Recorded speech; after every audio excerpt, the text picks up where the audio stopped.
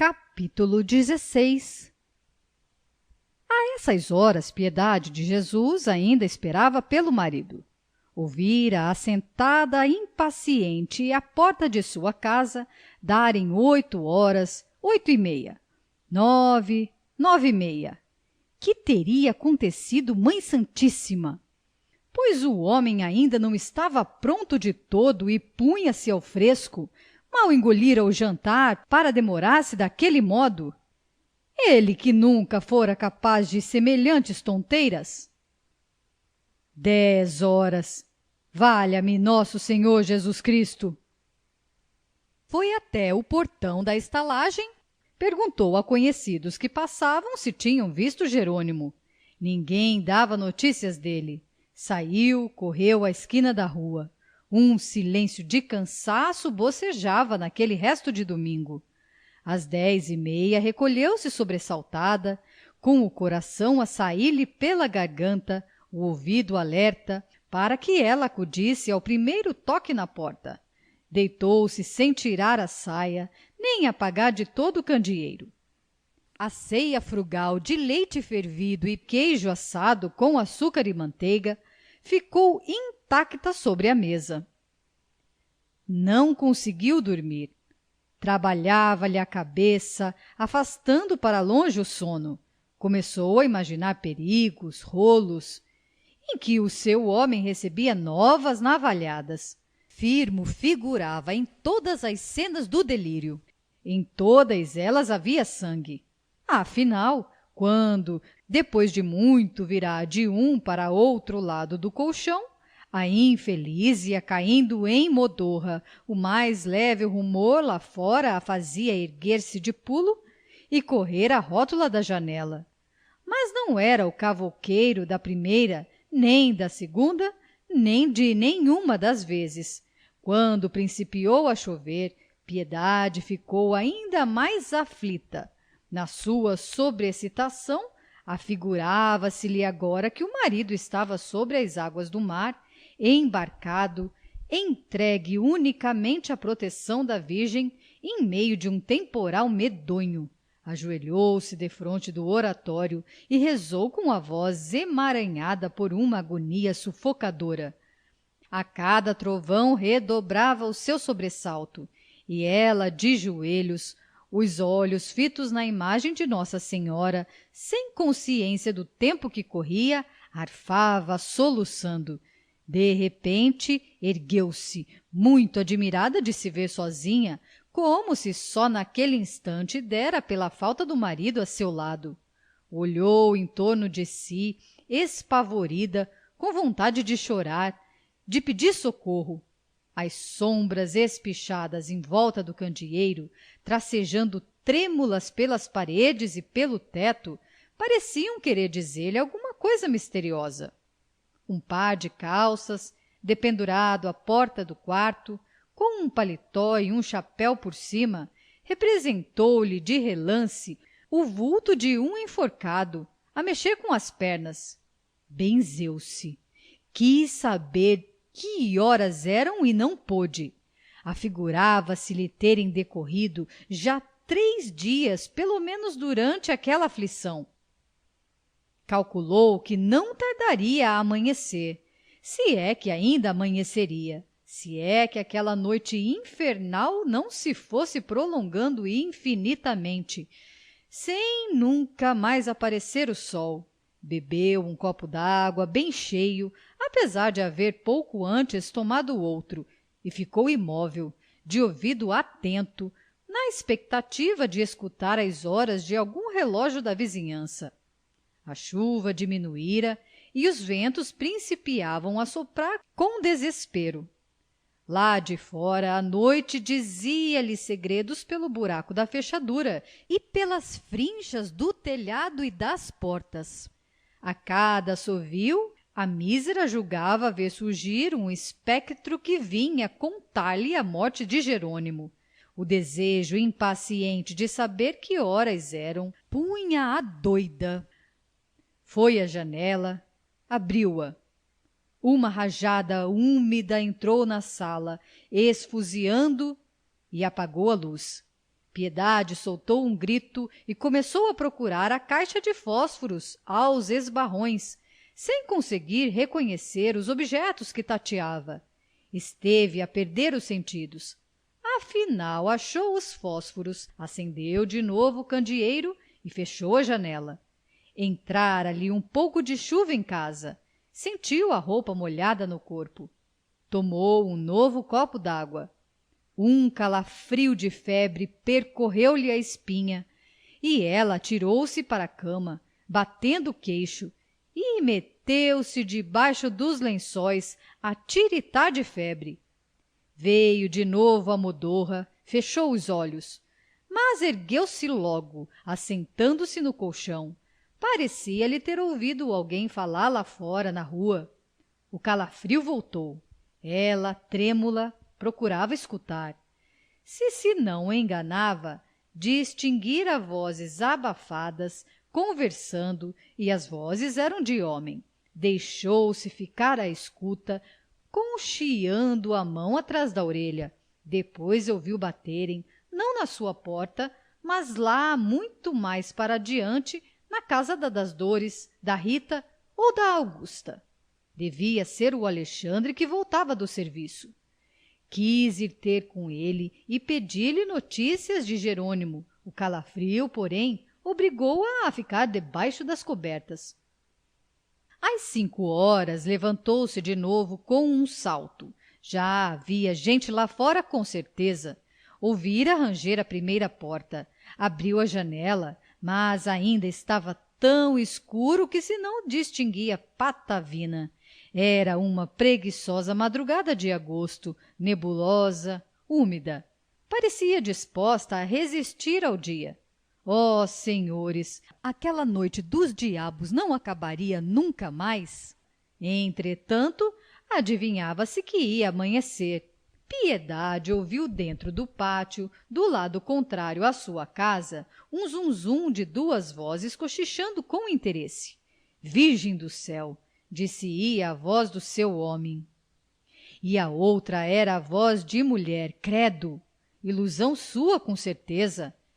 Ela essa noite estava para ouvir o que não se dava, mas aqueles cochichos dialogados na escuridão causavam-lhe extremo alvoroço. Não!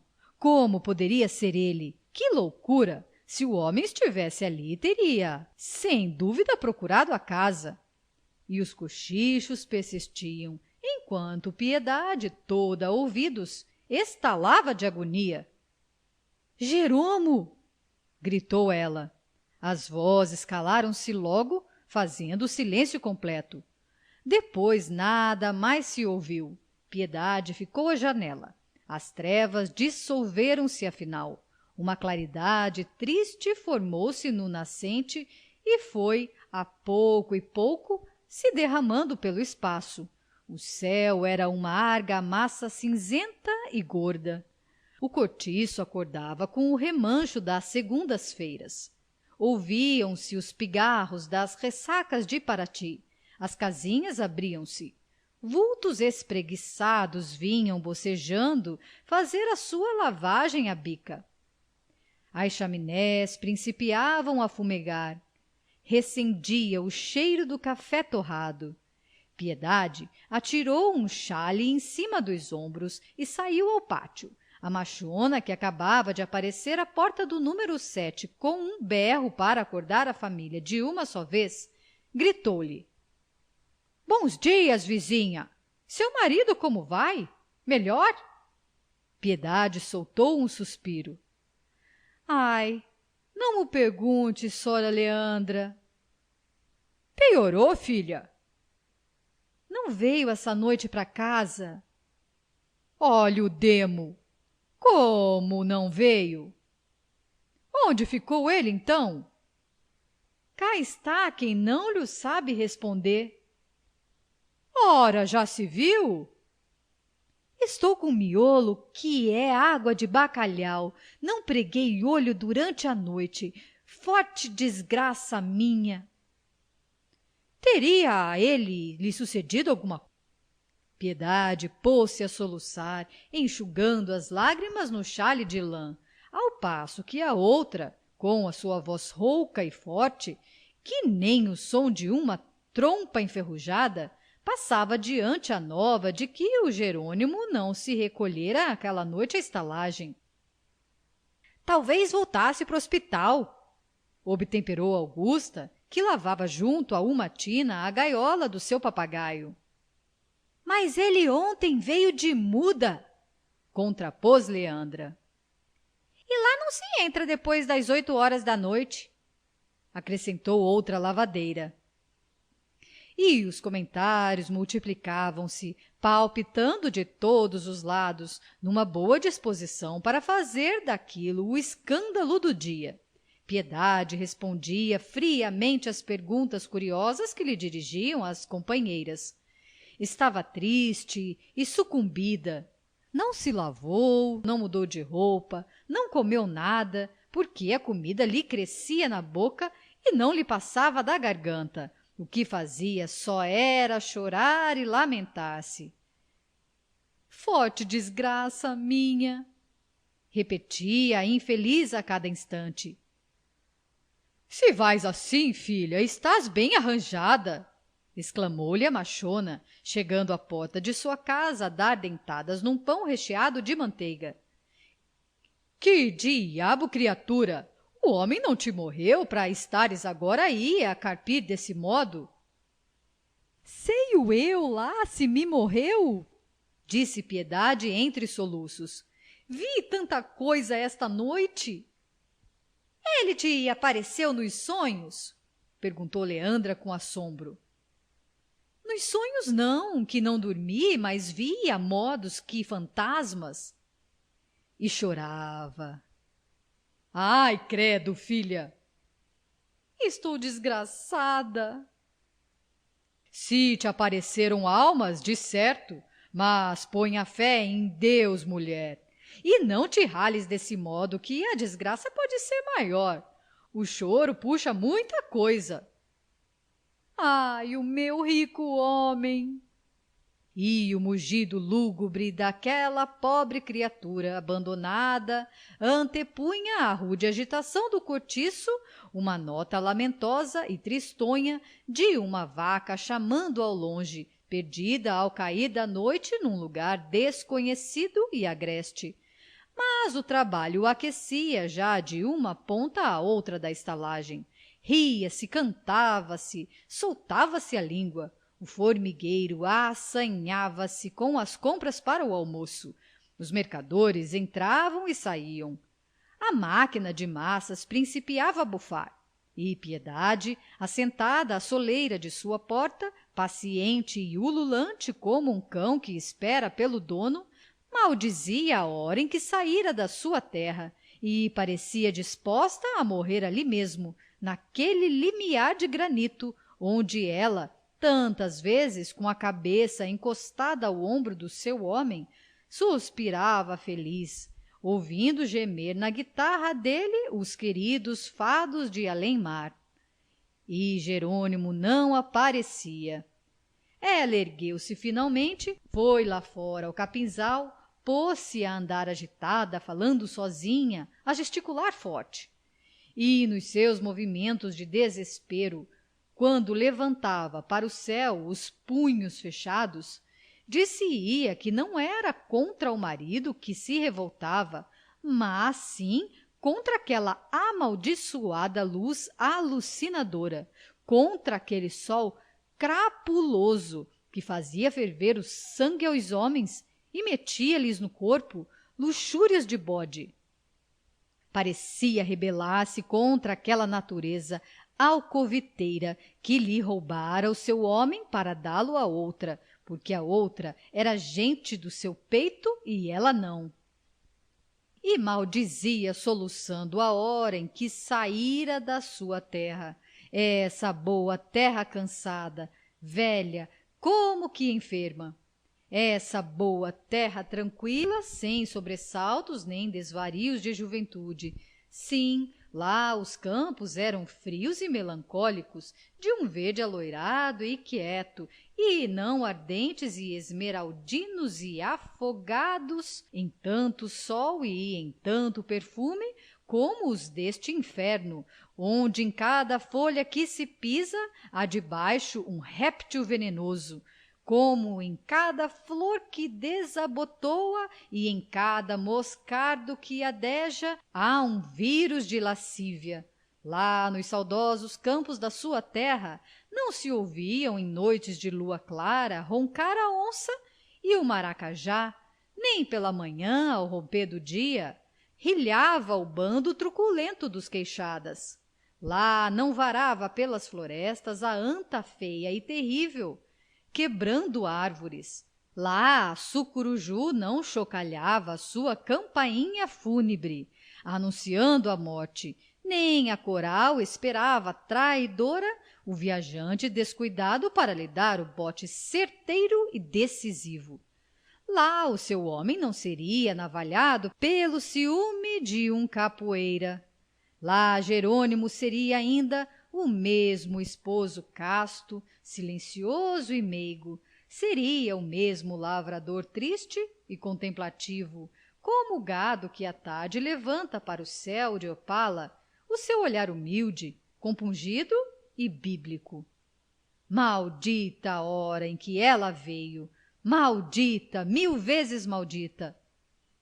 E, tornando à casa, Piedade ainda mais se enraivecia, porque ali defronte, no número 9, a mulata baiana, a dançadeira de chorado, a cobra assanhada, cantava alegremente, chegando de vez em quando à janela para vir soprar fora a cinza da fornalha do seu ferro de engomar, olhando de passagem para a direita e para a esquerda, a afetar indiferença pelo que não era de sua conta e desaparecendo logo, sem interromper a cantiga, muito embebida no seu serviço.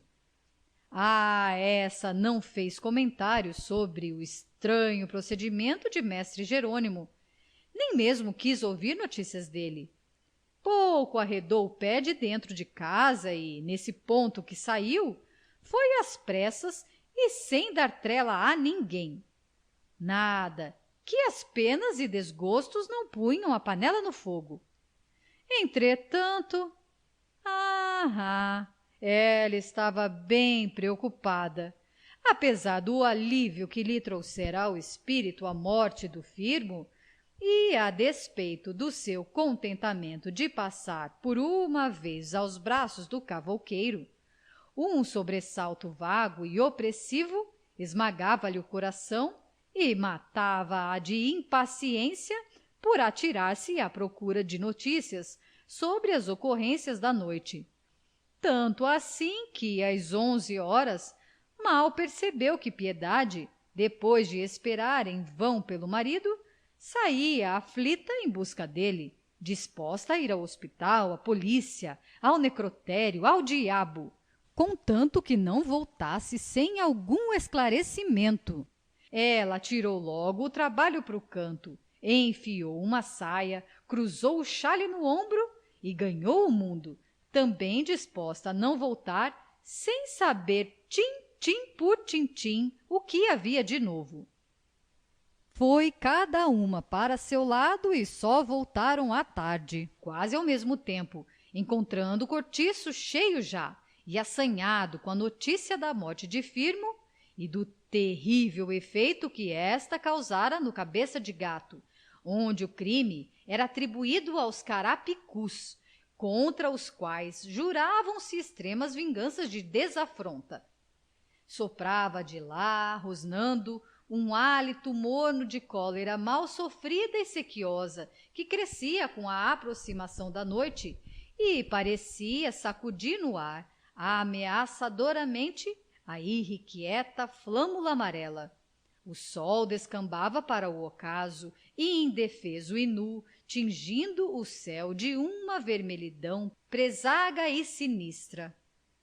Piedade entrou carrancuda na estalagem. Não vinha triste, vinha enfurecida.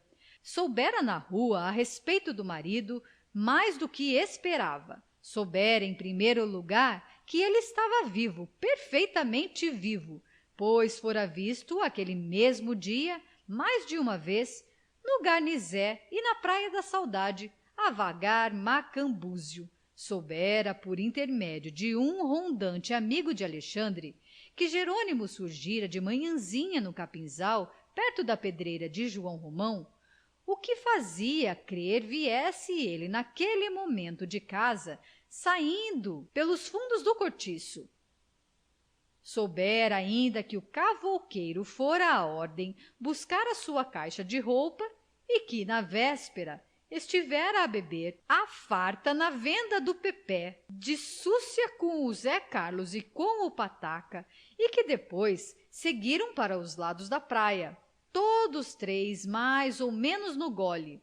Sem a menor desconfiança do crime, a desgraçada ficou convencida de que o marido não se recolhera aquela noite à casa porque ficara em grossa pândega com os amigos e que, voltando tarde e bêbado, dera-lhe para meter-se com a mulata, que o aceitou logo. Pudera, pois se havia muito a deslambida não queria outra coisa. Com esta convicção inchou-lhe de súbito por dentro um novelo de ciúmes e ela correu incontinenti para a estalagem, certa de que iria encontrar o homem e despejaria contra ele aquela tremenda tempestade de ressentimentos e despeitos acumulados que ameaçavam sufocá-la se não rebentassem de vez. Atravessou o cortiço sem dar palavra a ninguém e foi direto à casa. Contava encontrá-la aberta e a sua decepção foi cruel ao vê-la fechada como a deixara. Pediu a chave à machona, que, ao entregá-la, inquiriu sobre Jerônimo e pespegou-lhe ao mesmo tempo a notícia do assassinato de Firmo. Com esta nova é que Piedade não contava. Ficou lívida. Um pavoroso pressentimento varou-lhe o espírito como um raio. Afastou-se logo, com medo de falar, e foi trêmula e ofegante que abriu a porta e meteu-se no número 35. Atirou-se a uma cadeira. Estava morta de cansaço. Não tinha comido nada esse dia e não sentia fome. A cabeça andava-lhe à roda e as pernas pareciam-lhe de chumbo. Seria ele? Interrogou a si própria. E os raciocínios começaram a surdir-lhe em massa, ensarilhados, atropelando-lhe a razão. Não conseguia coordená-los entre todas. Uma ideia insubordinava-se com mais teima a perturbar as outras, ficando superior como uma carta maior que o resto do baralho. Se ele matou o Firmo, dormiu na estalagem e não veio ter comigo, é porque então deixou-me de feita pela Rita. Tentou fugir a semelhante hipótese. Repeliu-a indignada. Não era possível que Jerônimo, seu marido de tanto tempo, o pai de sua filha, um homem a quem ela nunca dera razão de queixa e a quem sempre respeitara e quisera com o mesmo carinho e com a mesma dedicação, a abandonasse de um momento para outro. E por quem? Por uma não sei que diga, um diabo de uma mulata assanhada, que tão depressa era de Pedro como de Paulo, uma sirigaita que vivia mais para a folia do que para o trabalho, ou uma peste que... Não, qual? Era lá possível? Mas então por que ele não viera?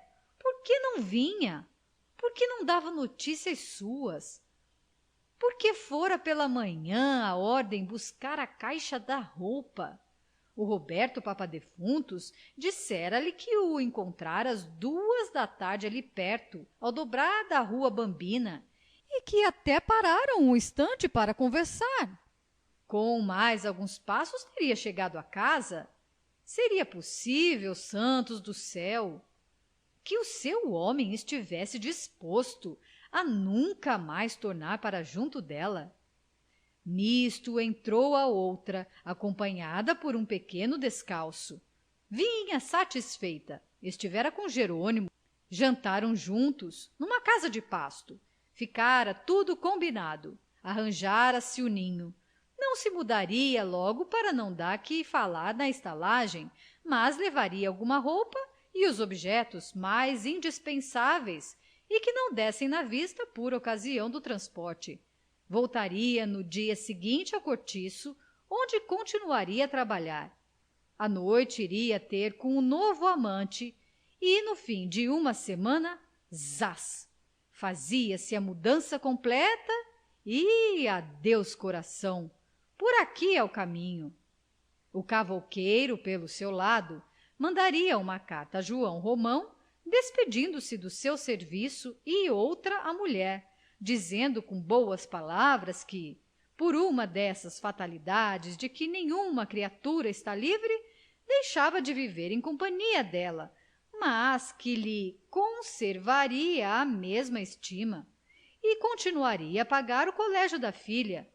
E, feito isto, pronto, entraria em vida nova, senhor da sua mulata, livres e sozinhos, independentes, vivendo um para o outro numa eterna embriaguez de gozos.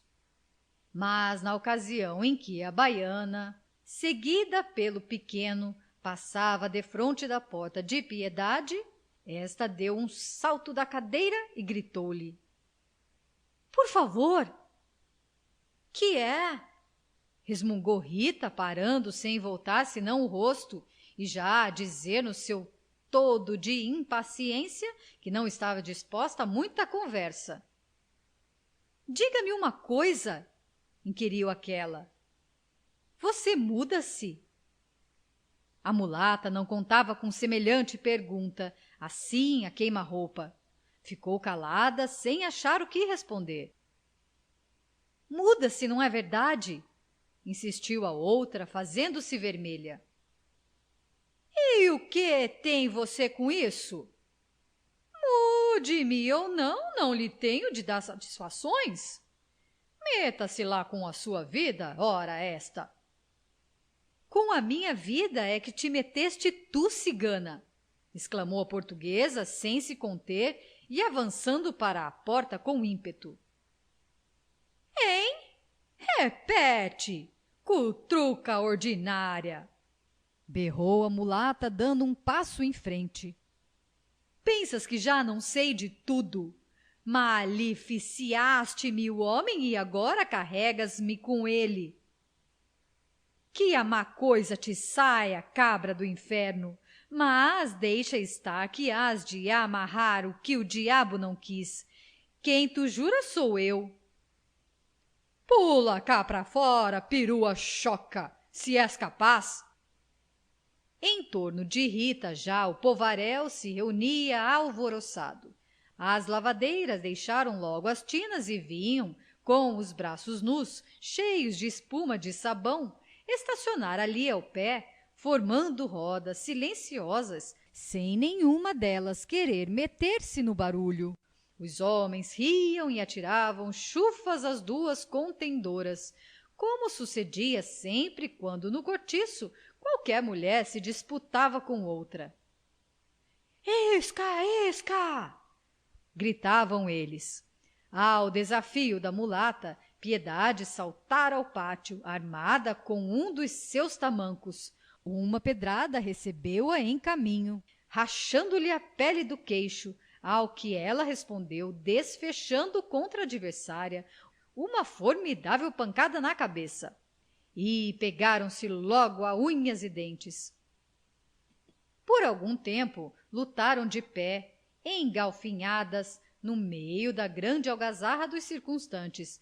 João Romão acudiu e quis separá-las. Todos protestaram. A família do Miranda assomou à janela, tomando ainda o café de depois do jantar, indiferente, já habituada àquelas cenas.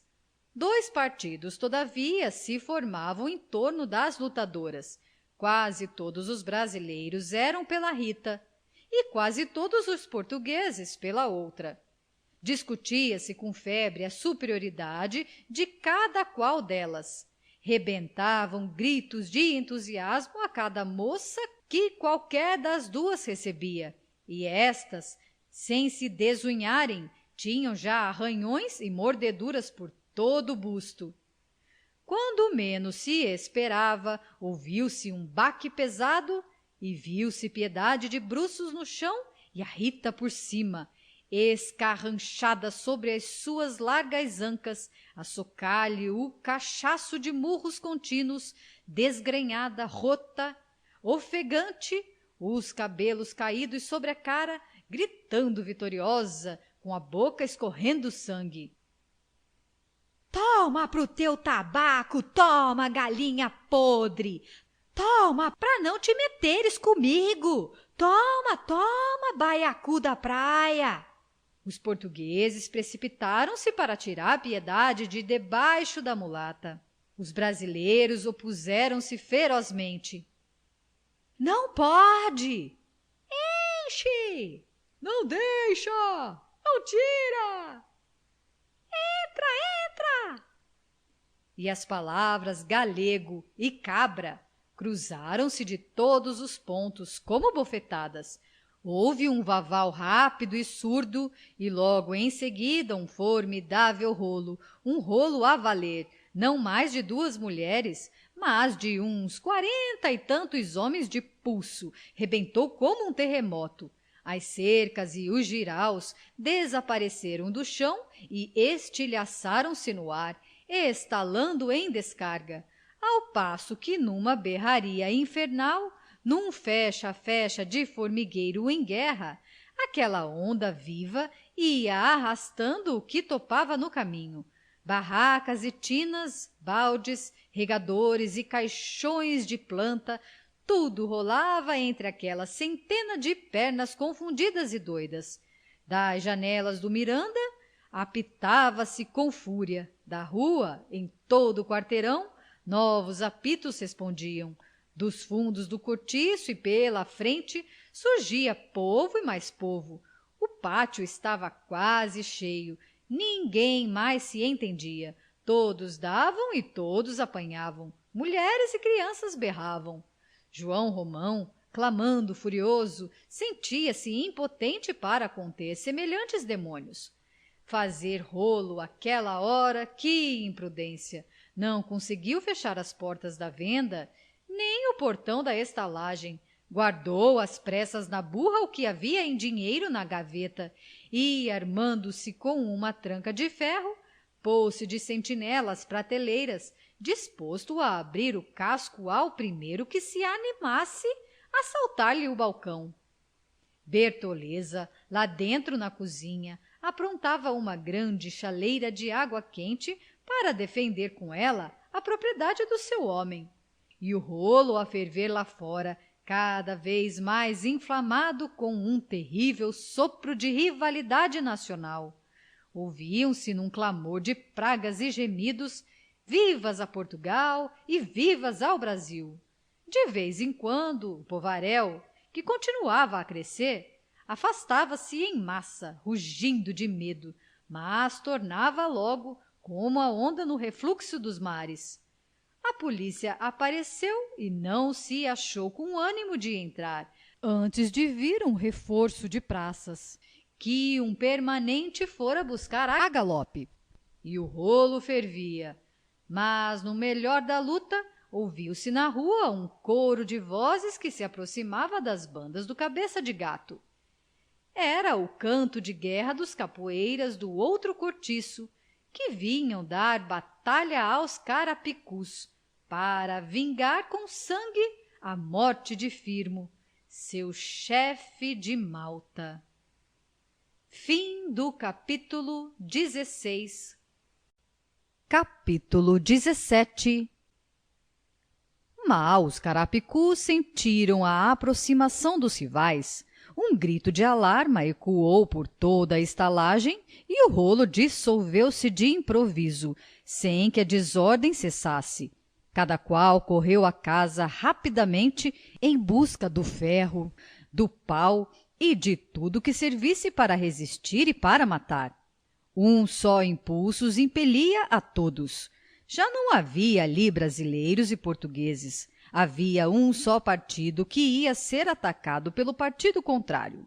Os que se batiam ainda há pouco emprestavam armas uns aos outros, limpando com as costas da mão o sangue das feridas. Agostinho, encostado ao lampião do meio do cortiço, cantava em altos berros uma coisa que lhe parecia responder à música bárbara que entoavam lá fora os inimigos.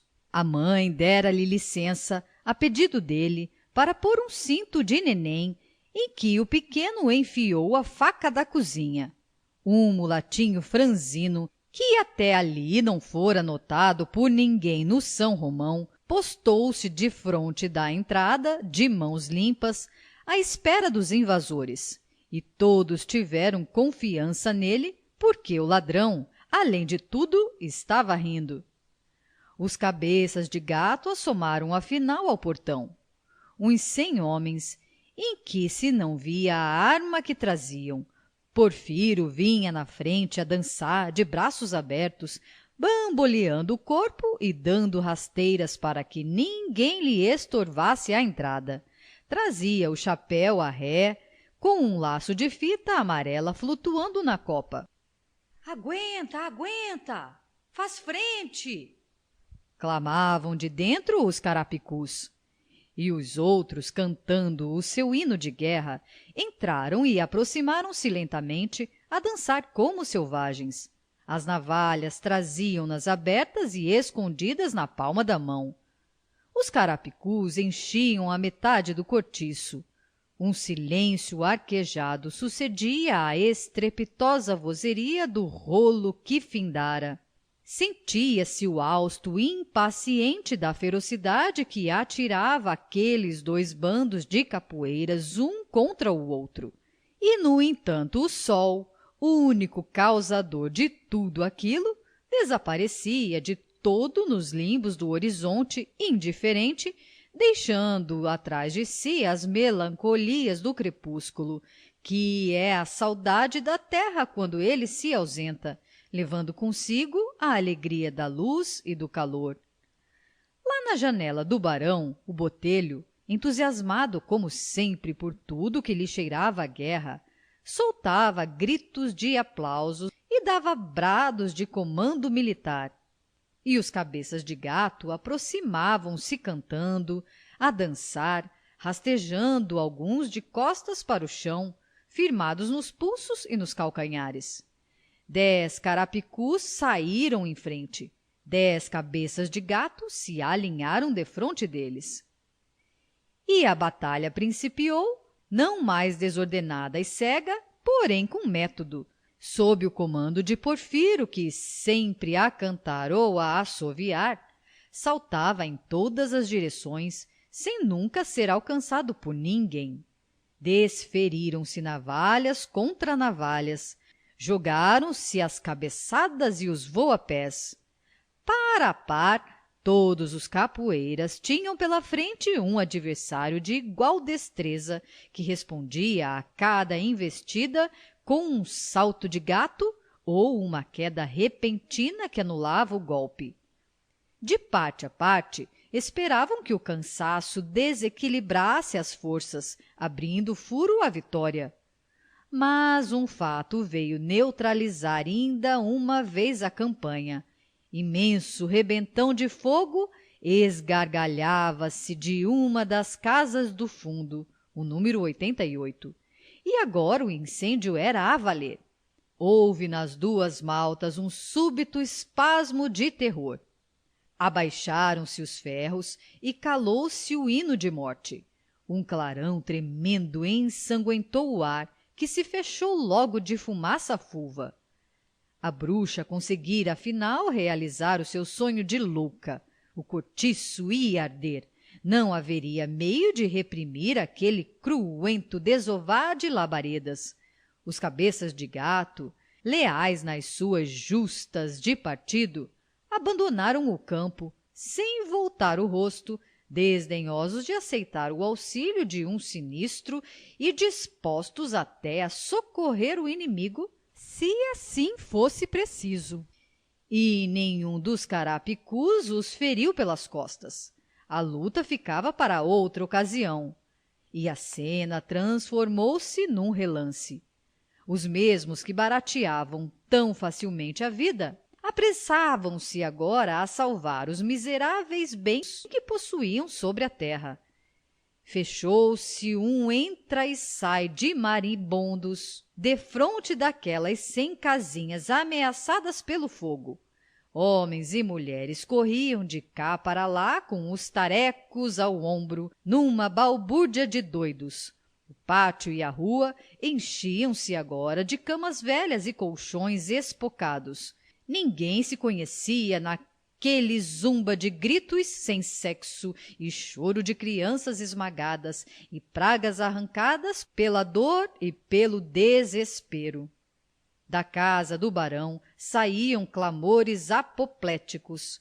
Ouviam-se os guinchos de Zulmira que se espolinhava com um ataque. E começou a aparecer água. Quem a trouxe? Ninguém sabia dizê-lo, mas viam-se baldes e baldes que se despejavam sobre as chamas. Os sinos da vizinhança começaram a badalar, e tudo era um clamor. A bruxa surgiu à janela da sua casa como a boca de uma fornalha acesa. Estava horrível, nunca fora tão bruxa. O seu moreno trigueiro, de cabocla velha, reluzia que nem metal em brasa. A sua crina preta, desgrenhada, escorrida e abundante como a das éguas selvagens, dava-lhe um caráter fantástico de fúria saída do inferno. E ela ria-se, ébria de satisfação, sem sentir as queimaduras e as feridas, vitoriosa no meio daquela orgia de fogo, com que ultimamente vivia a sonhar em segredo a sua alma extravagante de maluca. Ia atirar-se cá para fora, quando se ouviu estalar o madeiramento da casa incendiada, que abateu rapidamente, sepultando a louca num montão de brasas. Os sinos continuavam a badalar aflitos. Surgiam aguaceiros com as suas pipas em carroça, alvoroçados, fazendo cada qual maior empenho em chegar antes dos outros e apanhar os 10.000 réis de gratificação. A polícia defendia a passagem ao povo que queria entrar. A rua lá fora estava já atravancada com o despojo de quase toda a estalagem. E as labaredas iam galopando desembestadas para a direita e para a esquerda do número 88. Um papagaio esquecido à parede de uma das casinhas e preso à gaiola, gritava furioso como se pedisse socorro. Dentro de meia hora o cortiço tinha de ficar em cinzas. Mas um fragor de repiques de campainhas e estridente silvar de válvulas encheu de súbito todo o quarteirão, anunciando que chegava o corpo dos bombeiros. E logo em seguida apontaram carros à desfilada e um bando de demônios de blusa clara, armados uns de archotes e outros de escadilhas de ferro, apoderaram-se do sinistro, dominando-o incontinente, com uma expedição mágica, sem uma palavra, sem hesitações e sem atropelos. A um só tempo viram-se fartas mangas d'água chicoteando o fogo por todos os lados, enquanto, sem se saber como, homens, mais ágeis que macacos, escalavam os telhados abrasados por escadas que mal se distinguiam, e outros invadiam o coração vermelho do incêndio, a dardejar duchas em torno de si, rodando, saltando, piruetando, até estrangularem as chamas que se atiravam ferozes para cima deles, como dentro de um inferno, ao passo que outros, cá de fora, imperturbáveis, com uma limpeza de máquina moderna, fuzilavam d'água toda a estalagem, número por número, resolvidos a não deixar uma só telha enxuta. O povo aplaudia-os entusiasmado, já esquecido do desastre, e só atenção para aquele duelo contra o incêndio. Quando um bombeiro, de cima do telhado, conseguiu sufocar uma ninhada de labaredas que surgira defronte dele, rebentou cá de baixo uma roda de palmas, e o herói voltou-se para a multidão, sorrindo e agradecendo. Algumas mulheres atiravam-lhe beijos, entre brados de ovação. Fim do capítulo 17. Capítulo 18.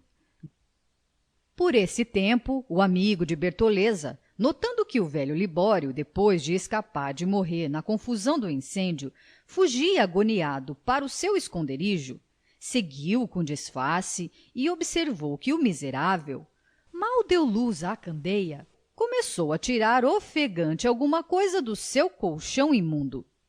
Eram garrafas. Tirou a primeira, a segunda, meia dúzia delas. Depois puxou às pressas a coberta do catre e fez uma trouxa. Ia de novo ganhar a saída, mas soltou um gemido surdo e caiu no chão sem forças, arrevessando uma golfada de sangue e cingindo contra o peito o misterioso embrulho. João Romão apareceu e ele, assim que o viu, redobrou de aflição e torceu-se todo sobre as garrafas, defendendo-as com o corpo inteiro, a olhar aterrado e de esguelha para o seu interventor, como se dera cara a cara com um bandido. E a cada passo que o vendeiro adiantava, o tremor e o sobressalto do velho recresciam, tirando-lhe da garganta grunhidos roucos de animal batido e assustado. 2 vezes tentou erguer-se, 2 vezes rolou por terra moribundo. João Romão objurgou-lhe que qualquer demora ali seria morte certa. O incêndio avançava. Quis ajudá-lo a carregar o fardo. Libório, por única resposta, arregaçou os beiços, mostrando as gengivas sem dentes e tentando morder a mão que o vendeiro estendia já sobre as garrafas. Mas lá de cima, a ponta de uma língua de fogo varou o teto e iluminou de vermelho a miserável pocilga. Libório tentou ainda um esforço supremo e nada pôde, começando a tremer da cabeça aos pés, a tremer, grudando-se cada vez mais à sua trouxa, e já estrebuchava, quando o vendeiro lhe arrancou das garras com violência. Também era tempo, porque, depois de insinuar a língua, o fogo mostrou a boca e escancarou afinal a goela devoradora. O tratante fugiu de carreira, abraçado à sua presa, enquanto o velho, sem conseguir pôr-se de pé, rastreava na pista dele, dificultosamente, estrangulado de desespero senil, já sem fala, rosnando uns vagidos de morte, os olhos turvos, todo ele roxo, os dedos enriçados como as unhas de um abutre ferido. João Romão atravessou o pátio de carreira e meteu-se na sua toca para esconder o furto. Ao primeiro exame, de relance, reconheceu logo que era dinheiro em papel o que havia nas garrafas. Enterrou a trouxa na prateleira de um armário velho cheio de frascos e voltou lá fora para acompanhar o serviço dos bombeiros. À meia-noite estava já completamente extinto o fogo e 4 sentinelas rondavam a ruína das 30 e tantas casinhas que arderam. O vendeiro só pôde voltar à trouxa das garrafas às 5 horas da manhã, quando Bertoleza, que fizera prodígios contra o incêndio, passava pelo sono, encostada na cama, com a saia ainda encharcada d'água, o corpo cheio de pequenas queimaduras. Verificou que as garrafas eram 8 e estavam cheias até a boca de notas de todos os valores, que aí foram metidas, uma a uma, depois de cuidadosamente enroladas e dobradas à moda de bilhetes de rifa. Receioso, porém, de que a crioula não estivesse bem adormecida e desse pela coisa, João Romão resolveu adiar para mais tarde a contagem do dinheiro e guardou o tesouro noutro lugar mais seguro. No dia seguinte, a polícia averigou os destroços do incêndio e mandou proceder logo ao desentulho para retirar os cadáveres que houvesse.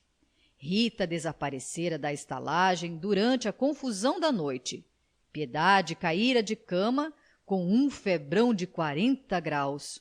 A machona tinha uma orelha rachada e um pé torcido. A das dores, a cabeça partida. O Bruno levara uma navalhada na coxa. 2 trabalhadores da pedreira estavam gravemente feridos. Um italiano perdera 2 dentes da frente e uma filhinha da Augusta, carne mole, morrera esmagada pelo povo. E todos se queixavam de danos recebidos e revoltavam-se contra os rigores da sorte. O dia passou-se inteiro na computação dos prejuízos e a dar-se balanço no que se salvara do incêndio.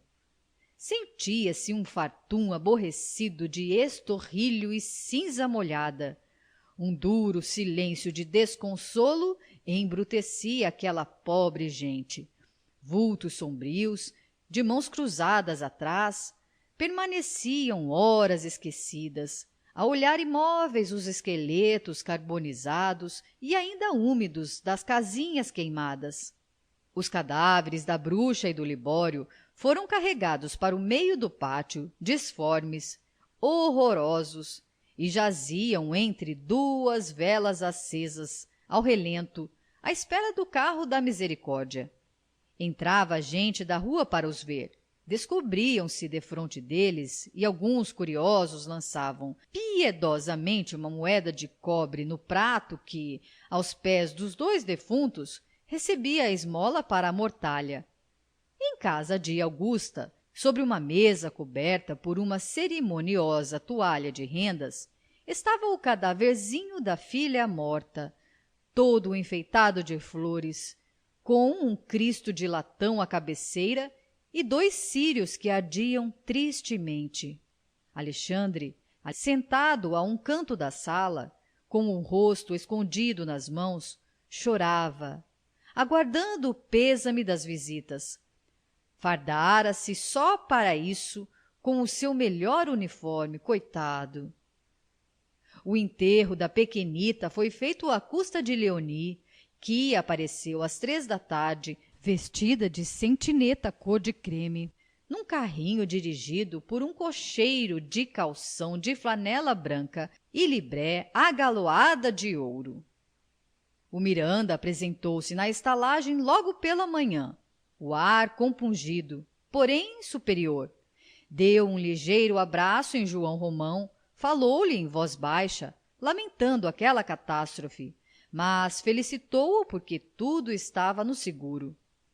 O vendeiro, com efeito, impressionado com a primeira tentativa de incêndio, tratara de segurar todas as suas propriedades e, com tamanha inspiração, o fez que, agora, em vez de lhe trazer o fogo prejuízo, até lhe deixava lucros. Meu caro, cautela e caldo de galinha nunca fizeram mal à doente, segredou o dono do cortiço a rir. Olhe, aqueles é que com certeza não gostaram da brincadeira, acrescentou, apontando para o lado em que maior era o grupo dos infelizes que tomavam conta dos restos de seus tarecos atirados em montão. Mas esses, que diabo! Nada tem que perder! Considerou o outro. E os 2 vizinhos foram até o fim do pátio, conversando em voz baixa. Vou reedificar tudo isso, declarou João Romão, com um gesto enérgico que abrangia toda aquela Babilônia desmantelada.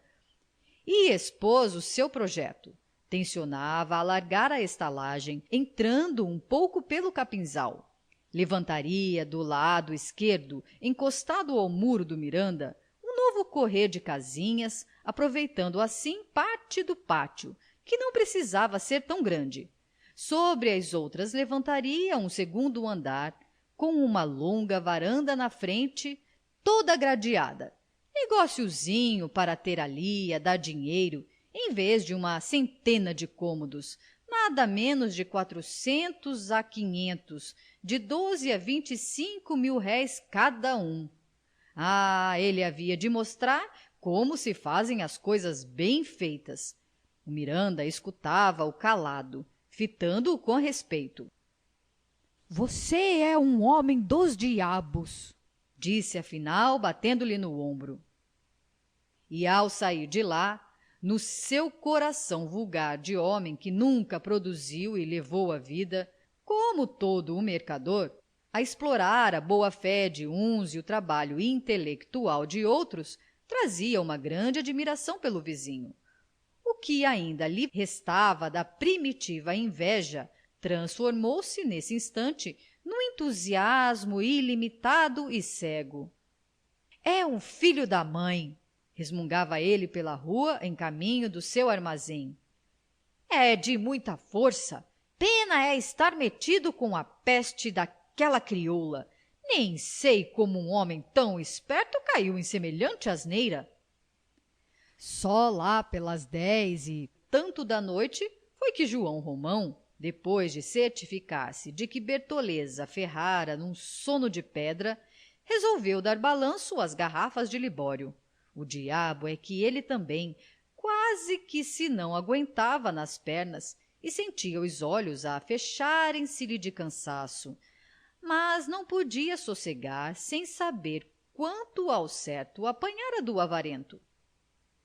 Acendeu uma vela, foi buscar a imunda e preciosa trouxa e carregou com esta para a casa de pasto ao lado da cozinha. Depôs tudo sobre uma das mesas, assentou-se e principiou a tarefa. Tomou a primeira garrafa, tentou despejá-la, batendo-lhe no fundo. Foi-lhe, porém, necessário extrair as notas, uma por uma, porque estavam muito socadas e peganhentas de bolor. À proporção que as fisgava, ia logo as desenrolando e estendendo cuidadosamente em maço, depois de secar-lhes a umidade ao calor das mãos e da vela. E o prazer que ele desfrutava nesse serviço punha-lhe em jogo todos os sentidos e afugentava-lhe o sono e as fadigas. Mas, ao passar a segunda garrafa, sofreu uma dolorosa decepção. Quase todas as cédulas estavam já prescritas pelo tesouro.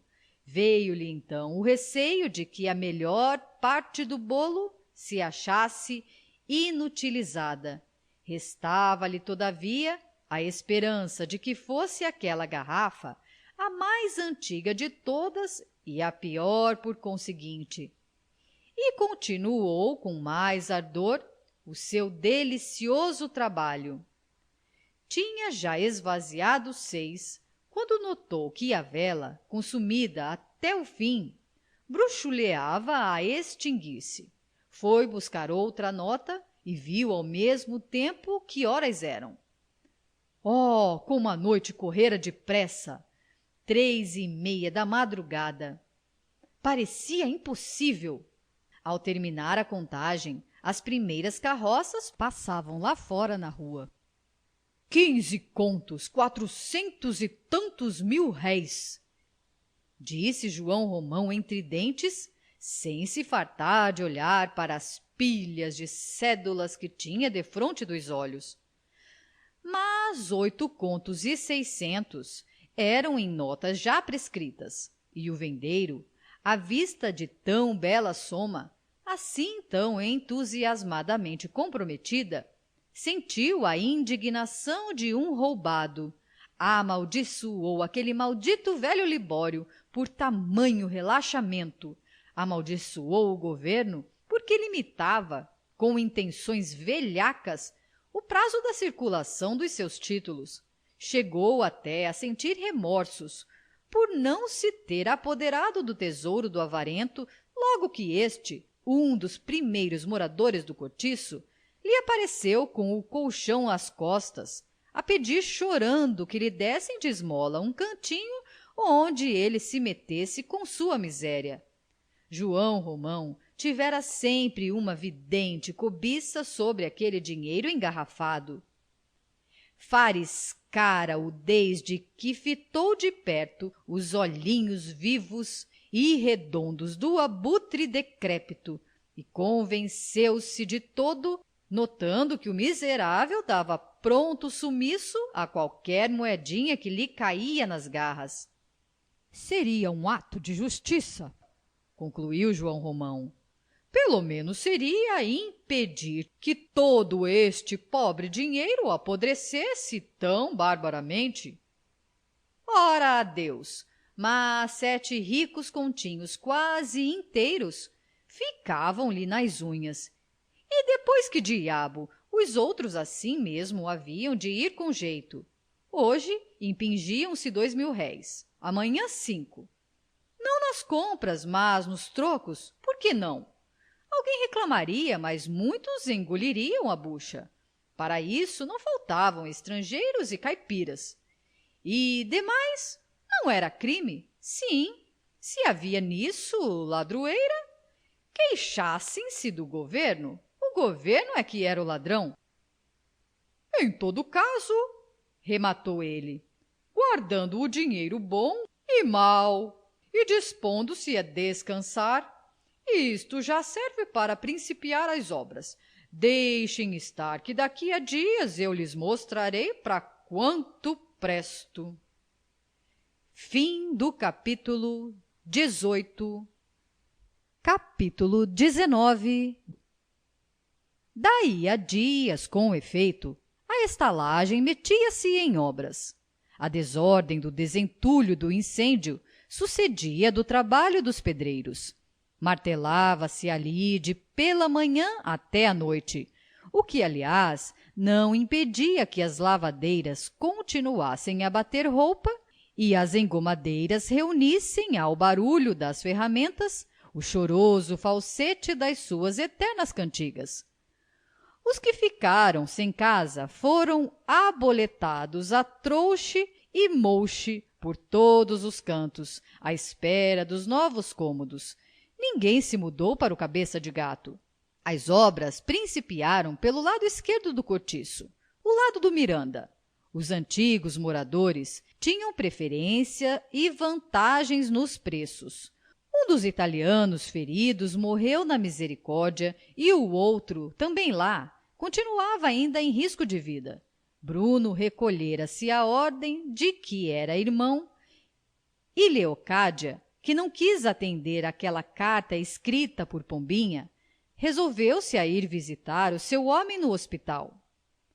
Que alegrão para o infeliz a volta da mulher, aquela mulher levada dos diabos, mas de carne dura, a quem ele, apesar de tudo, queria muito.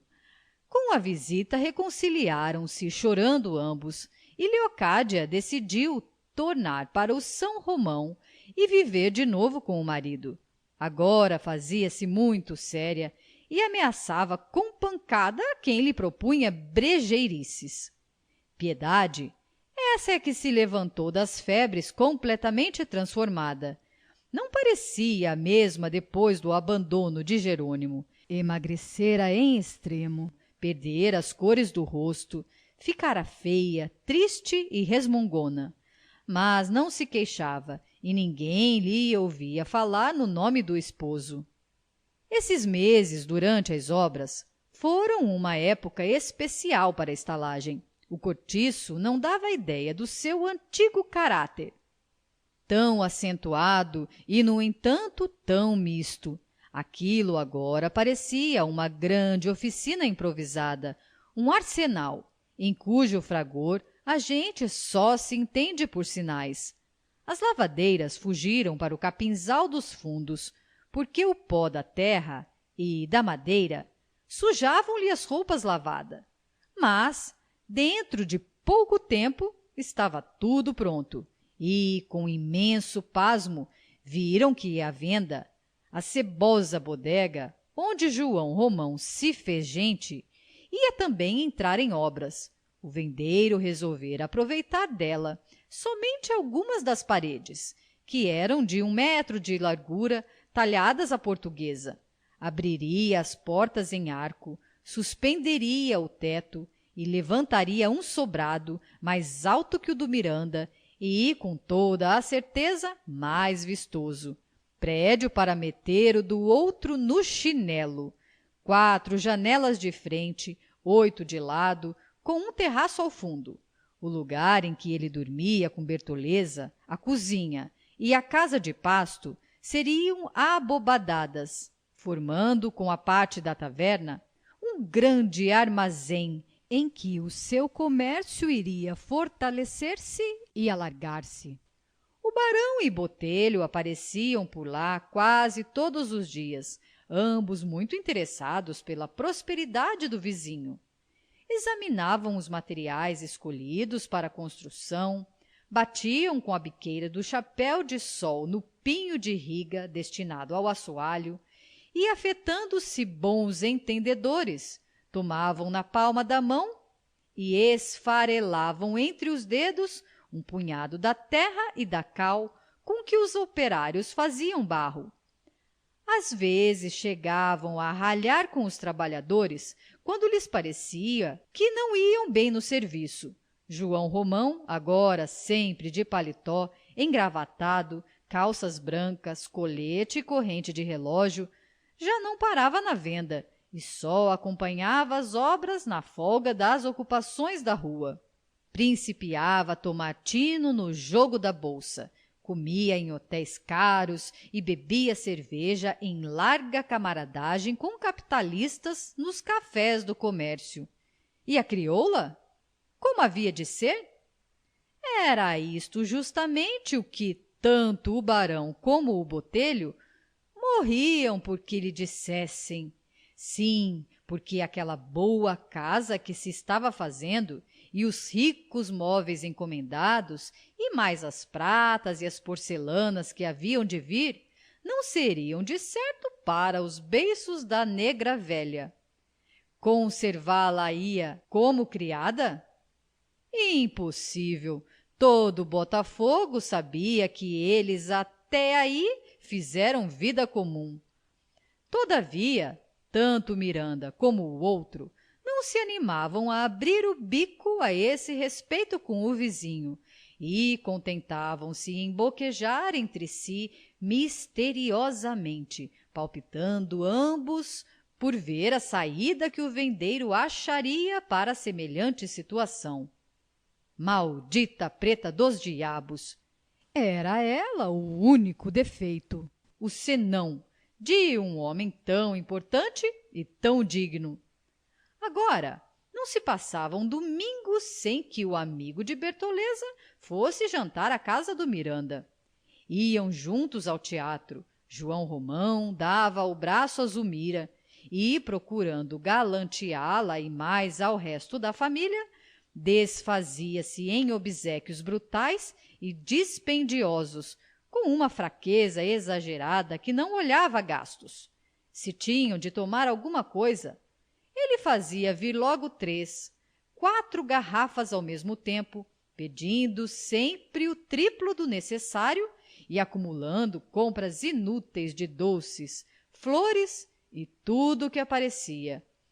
Nos leilões das festas de arraial, era tão feroz a sua febre de obsequiar a gente do Miranda, que nunca voltavam para casa sem um homem atrás, carregado com os mimos que o vendeiro arrematava. E Bertoleza bem que compreendia tudo isso e bem que estranhava a transformação do amigo. Ele ultimamente mal se chegava para ela e, quando o fazia, era com tal repugnância que antes o não fizesse. A desgraçada, muita vez, sentia-lhe cheiro de outras mulheres, perfumes de cocotes estrangeiras, e chorava em segredo, sem ânimo de reclamar os seus direitos. Na sua obscura condição de animal de trabalho, Já não era amor o que a mísera desejava, era somente confiança no amparo da sua velhice, quando de todo lhe faltassem as forças para ganhar a vida. E contentava-se em suspirar no meio de grandes silêncios durante o serviço de todo o dia, covarde e resignada, como seus pais que a deixaram nascer e crescer no cativeiro. Escondia-se de todos, mesmo da gentalha do frege e da estalagem, envergonhada de si própria, amaldiçoando-se por ser quem era, triste de sentir-se a mancha negra, a indecorosa nódoa daquela prosperidade brilhante e clara. E, no entanto, adorava o amigo, tinha por ele o fanatismo irracional das caboclas do Amazonas pelo branco, a que se escravizam, dessas que morrem de ciúmes, mas que também são capazes de matar-se para poupar ao seu ídolo a vergonha do seu amor. O que custava àquele homem consentir que ela, uma vez por outra, se chegasse para junto dele? Todo o dono, nos momentos de bom amor, afaga o seu cão, mas qual? O destino de Bertoleza fazia-se cada vez mais estreito e mais sombrio. Pouco a pouco deixara totalmente de ser a amante do vendeiro para ficar sendo só uma sua escrava. Como sempre, era a primeira a erguer-se e a última a deitar-se, de manhã escamando peixe, à noite vendendo-o à porta, para descansar da trabalheira grossa das horas de sol, sempre sem domingo nem dia santo, sem tempo para cuidar de si, feia, gasta, imunda, repugnante, com o coração eternamente emprenhado de desgostos que nunca vinham à luz. Afinal, convencendo-se de que ela, sem ter ainda morrido, já não vivia para ninguém, nem tampouco para si, desabou num fundo entorpecimento apático, estagnado como um charco podre que causa nojo. Fizera-se áspera, desconfiada, sobrolho carrancudo, uma linha dura de um canto ao outro da boca. E durante dias inteiros, sem interromper o serviço, que ela fazia agora automaticamente, por um hábito de muitos anos, gesticulava e mexia com os lábios, monologando sem pronunciar as palavras. Parecia indiferente a tudo que a cercava. Não obstante, certo dia em que João Romão conversou muito com Botelho, as lágrimas saltaram dos olhos da infeliz e ela teve de abandonar a obrigação, porque o pranto e os soluços não lhe deixavam fazer nada. Botelho havia dito ao vendeiro: faça o pedido, é ocasião. Hein? Pode pedir a mão da pequena, está tudo pronto. O barão dá-ma? Dá. Tem certeza disso? Ora, se não tivesse, não lhe diria desse modo. Ele prometeu? Falhei-lhe. Fiz-lhe o pedido em seu nome. Disse que estava autorizado por você. Fiz mal? Mal? Fez muito bem. Creio até que não é preciso mais nada. Não, se o Miranda não vier logo ao seu encontro, é bom você lhe falar, compreende? Ou escrever. Também. E a menina? Respondo por ela, você não tem continuado a receber as flores? Tenho. Pois então não deixe pelo seu lado de ir mandando também as suas e faça o que ele disse. Atire-se, seu João, atire-se enquanto o angu está quente. Por outro lado, Jerônimo empregara-se na pedreira de São Diogo, onde trabalhava dantes, e morava agora com a Rita numa estalagem da Cidade Nova. Tiveram de fazer muita despesa para se instalarem. Foi-lhes preciso comprar de novo todos os arranjos de casa, porque do São Romão Jerônimo só levou dinheiro, dinheiro que ele já não sabia poupar. Com o asseio da mulata, a sua casinha ficou, todavia, que era um regalo. Tinham cortinado na cama lençóis de linho, fronhas de renda, muita roupa branca para mudar todos os dias, toalhas de mesa, guardanapos. Comiam em pratos de porcelana e usavam sabonetes finos. Plantaram à porta uma trepadeira que subia para o telhado, abrindo pela manhã flores escarlates, de que as abelhas gostavam muito. Penduraram gaiolas de passarinho na sala de jantar, sortiram a despensa de tudo que mais gostavam.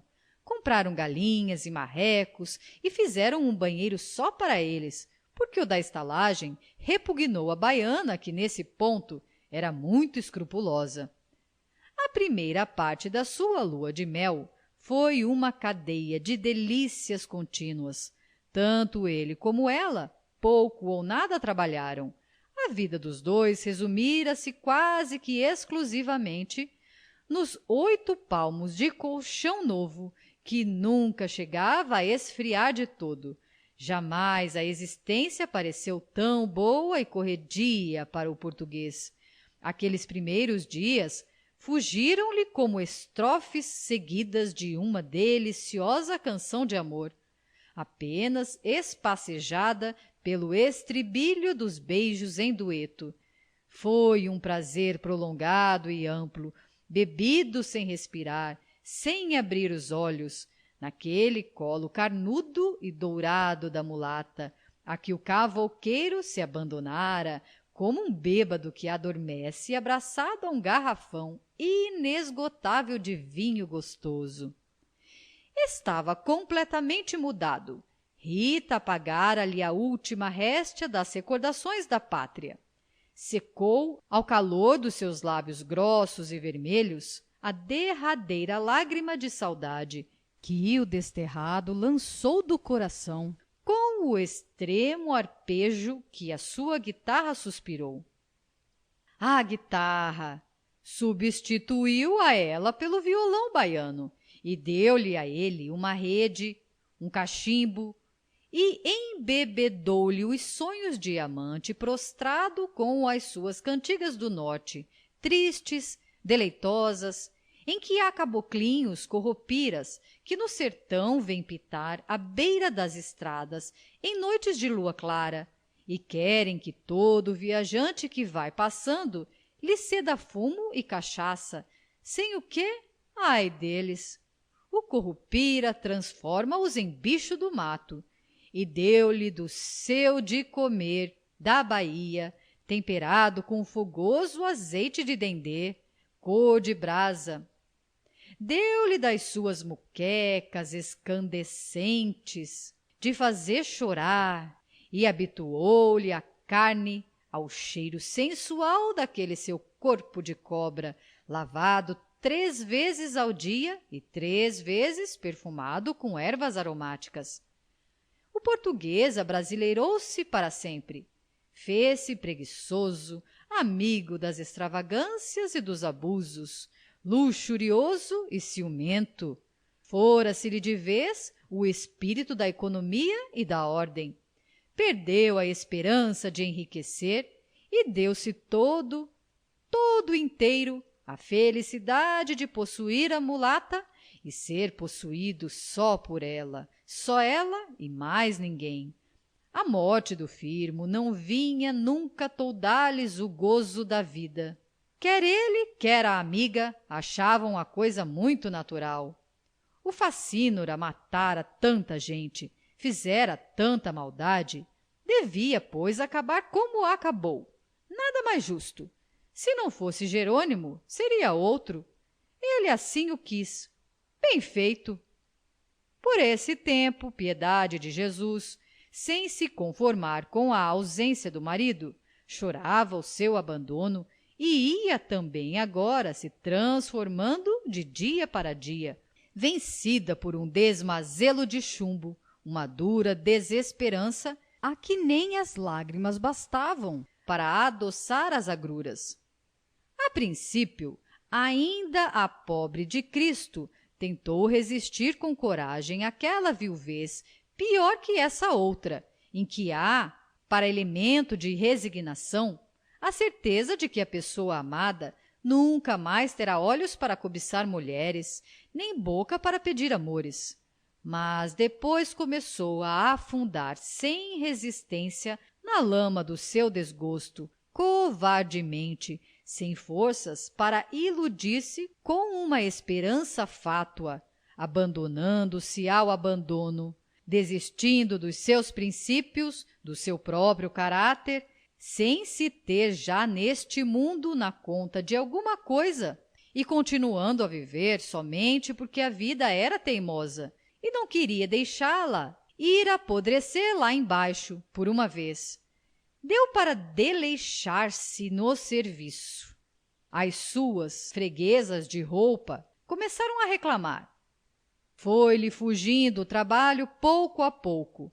Fez-se madraça e moleirona, precisando já empregar grande esforço para não bolir nas economias que Jerônimo lhe deixara, porque isso devia ser para a filha, aquela pobrezita orfanada antes da morte dos pais. Um dia, Piedade levantou-se queixando de dores de cabeça, zoada nos ouvidos e o estômago embrulhado. Aconselharam-lhe que tomasse um trago de parati. Ela aceitou o conselho e passou melhor. No dia seguinte, repetiu a dose. Deu-se bem com a perturbação em que a punha o álcool.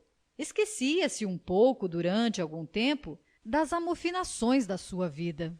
E, gole a gole, habituara-se a beber todos os dias o seu meio martelo de aguardente para enganar os pesares. Agora que o marido já não estava ali para impedir que a filha pusesse os pés no cortiço, e agora que Piedade precisava de consolo, a pequena ia passar os domingos com ela. Saíra uma criança forte e bonita. Puxara do pai o vigor físico e da mãe a expressão bondosa da fisionomia. Já tinha 9 anos. Eram esses agora os únicos bons momentos da pobre mulher, esses que ela passava ao lado da filha. Os antigos moradores da estalagem principiavam a distinguir a menina com a mesma predileção com que amavam Pombinha, porque em toda aquela gente havia uma necessidade moral de eleger para mimoso da sua ternura um entezinho delicado e superior, a quem eles privilegiavam respeitosamente como súditos a um príncipe. Crismaram-na logo com o codinome de Senhorinha. Piedade, apesar do procedimento do marido, ainda no íntimo se impressionava com a ideia de que não devia contrariá-lo nas suas disposições de pai. Mas que mal tinha que a pequena fosse ali. Era uma esmola que fazia a mãe, lá pelo risco de perder-se. Ora Deus, só se perdia quem mesmo já nascera para a perdição. A outra não se conservara sã e pura? Não achara noivo? Não casara e não vivia dignamente com o seu marido? Então, e Senhorinha continuou a ir à estalagem, a princípio nos domingos pela manhã, para voltar à tarde, depois já de véspera, nos sábados, para só tornar ao colégio na segunda-feira. Jerônimo, ao saber disso, por intermédio da professora, revoltou-se no primeiro ímpeto, mas, pensando bem no caso, achou que era justo deixar à mulher aquele consolo. Coitada! Devia viver bem aborrecida da sorte. Tinha ainda por ela um sentimento compassivo, em que a melhor parte nascera com o remorso. Era justo, era, que a pequena aos domingos e dias santos lhe fizesse companhia. E então, para ver a filha, tinha que ir ao colégio nos dias de semana. quase sempre levava-lhe presentes de doces, frutas e perguntava-lhe se precisava de roupa ou de calçado. Mas um belo dia apresentou-se tão ébrio que a diretora lhe negou a entrada. Desde essa ocasião, Jerônimo teve vergonha de lá voltar e as suas visitas à filha tornaram-se muito raras. Tempos depois, senhorinha entregou à mãe uma conta de 6 meses da pensão do colégio, com uma carta em que a diretora negava-se a conservar a menina no caso que não liquidassem prontamente a dívida. Piedade levou as mãos à cabeça, pois o homem já nem o ensino da pequena queria dar. Que lhe valesse Deus, onde iria ela fazer dinheiro para educar a filha? Foi à procura do marido, já sabia onde ele morava. Jerônimo recusou-se por vexame, mandou dizer que não estava em casa. Ela insistiu, declarou que não a arredaria dali sem lhe falar. Disse em voz bem alta que não ia lá por ele, mas pela filha, que estava arriscada a ser expulsa do colégio. Ia para saber que destino lhe havia de dar, porque agora a pequena estava muito taluda para ser enjeitada na roda. Jerônimo apareceu afinal com um ar triste de vicioso envergonhado que não tem ânimo de deixar o vício. A mulher, ao vê-lo, perdeu logo toda a energia com que chegara e comoveu-se tanto que as lágrimas lhe saltaram dos olhos às primeiras palavras que lhe dirigiu. E ele abaixou os seus e fez-se lívido defronte daquela figura avelhantada, de peles vazias, de cabelos sujos e encanecidos. Não lhe parecia a mesma. Como estava mudada! E tratou-a com brandura, quase a pedir-lhe perdão, a voz muito espremida no aperto da garganta. Minha pobre velha! Balbuciou, pousando-lhe a mão larga na cabeça. E os dois emudeceram um defronte do outro, arquejantes. Piedade sentiu ânsias de atirar-se-lhe nos braços, possuída de imprevista ternura com aquele simples afago do seu homem. Um súbito raio de esperança iluminou-a toda por dentro, dissolvendo de relance os negrumes acumulados ultimamente no seu coração. Contava não ouvir ali senão palavras duras e ásperas, ser talvez repelida grosseiramente, insultada pela outra e coberta de ridículo pelos novos companheiros do marido. Mas, ao encontrá-lo também triste e desgostoso, sua alma prostrou-se reconhecida. E assim que Jerônimo, cujas lágrimas corriam já silenciosamente, deixou que a sua mão fosse descendo da cabeça ao ombro e depois à cintura da esposa, ela desabou, escondendo o rosto contra o peito dele, numa explosão de soluços que lhe faziam vibrar o corpo inteiro. Por algum tempo choraram ambos abraçados. Consola-te. Que queres tu? São desgraças, disse o cavouqueiro afinal, limpando os olhos. Foi como se eu tivesse morrido, mas podes ficar certa de que te estimo e nunca te quis mal. Volta para casa. Eu irei pagar o colégio da nossa filhinha e hei de olhar por ti. Vai e pede a Deus nosso Senhor que me perdoe os desgostos que te tenho eu dado. E acompanhou-a até ao portão da estalagem. Ela, sem poder pronunciar palavra, saiu cabisbaixa a enxugar os olhos no xale de lã, sacudida ainda de vez em quando por um soluço retardado.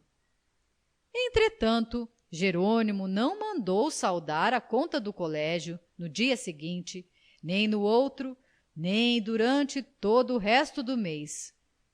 E ele, coitado, bem que se mortificou por isso, mas onde ir buscar dinheiro naquela ocasião? O seu trabalho mal lhe dava agora para viver junto com a mulata. Estava já alcançado nos seus ordenados e devia ao padeiro e ao homem da venda. Rita era desperdiçada e amiga de gastar à larga. Não podia passar sem uns tantos regalos de barriga e gostava de fazer presentes. Ele, receioso de contrariá-la e quebrar o ovo da sua paz, até aí tão completo com respeito à baiana, subordinava-se calado e afetando até satisfação. No íntimo, porém, o infeliz sofria deveras. A lembrança constante da filha e da mulher apoquentavam-no com pontas de remorso, que dia a dia alastravam na sua consciência, à proporção que esta ia acordando daquela cegueira. O desgraçado sentia e compreendia perfeitamente todo o mal da sua conduta, mas só a ideia de separar-se da amante punha-lhe logo o sangue doido e apagava-lhe de novo a luz dos raciocínios. Não, não, tudo o que quisessem menos isso. E então, para fugir àquela voz irrefutável que estava sempre a serrazinar dentro dele, bebia em camaradagem com os companheiros e habituara-se, dentro em pouco, à embriaguez. Quando Piedade, 15 dias depois da sua primeira visita, tornou lá um domingo, acompanhada pela filha, encontrou-o bêbado numa roda de amigos. Jerônimo recebeu-as com grande escarcéu de alegria, fê-las entrar, beijou-a a pequena repetidas vezes e suspendeu-a pela cintura, soltando exclamação de entusiasmo. Com 1.000.000 de raios!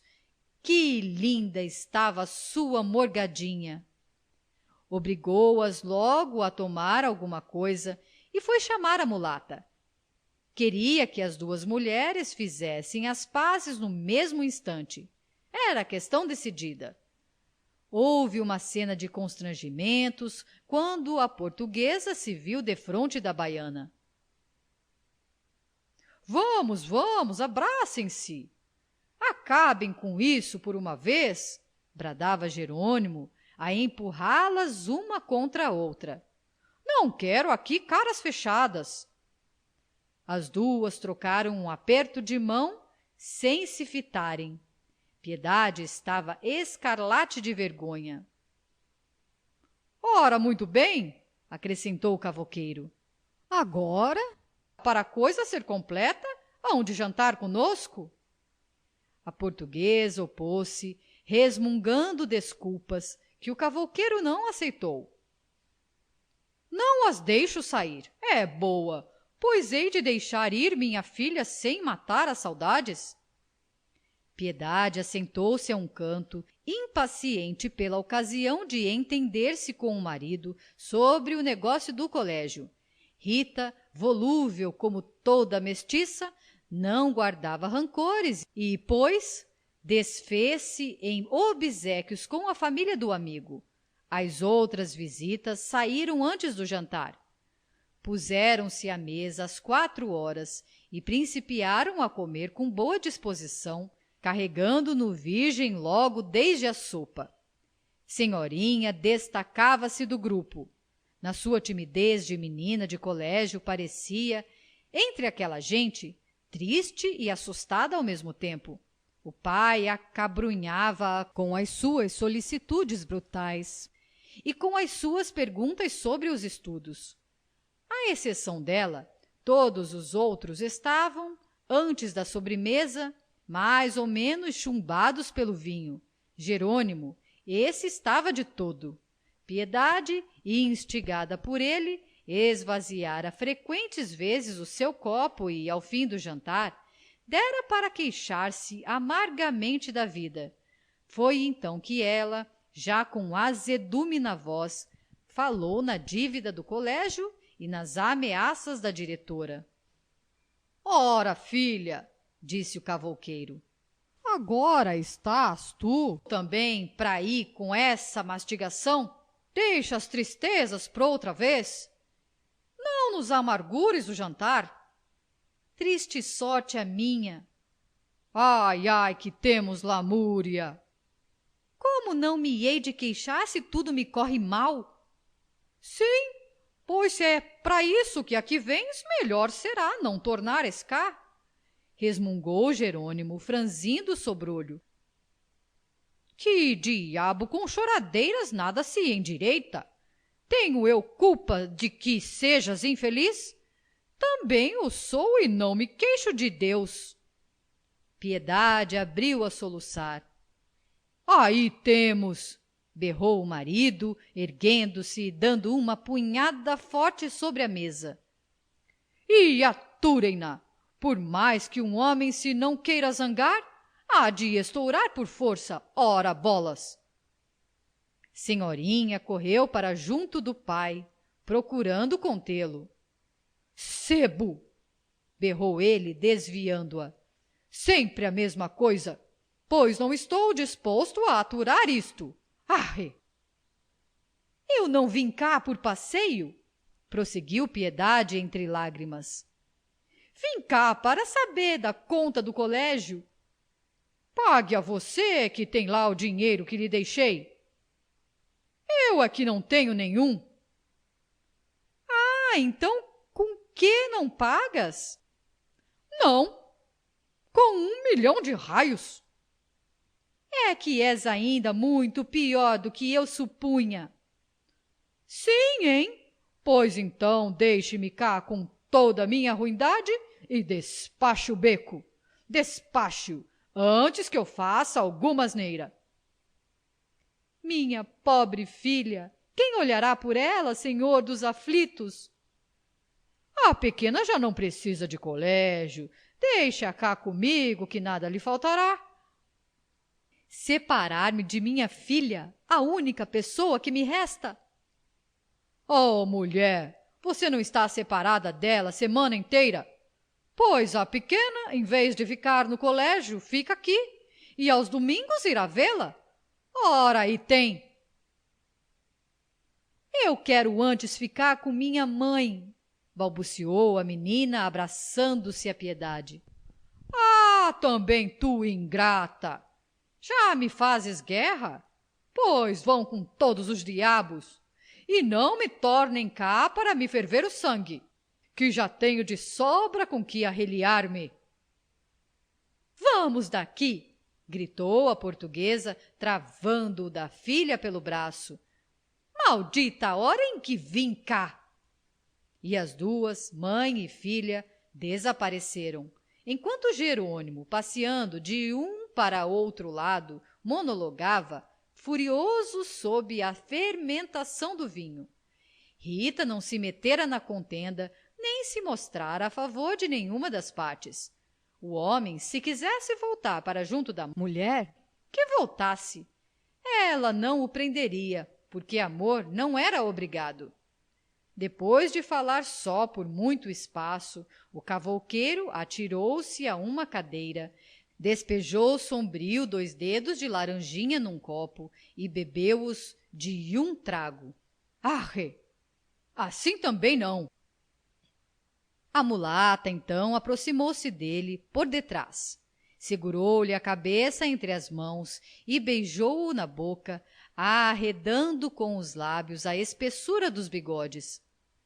Jerônimo voltou-se para a amante, tomou-a pelos quadris e assentou-a em cheio sobre as suas coxas.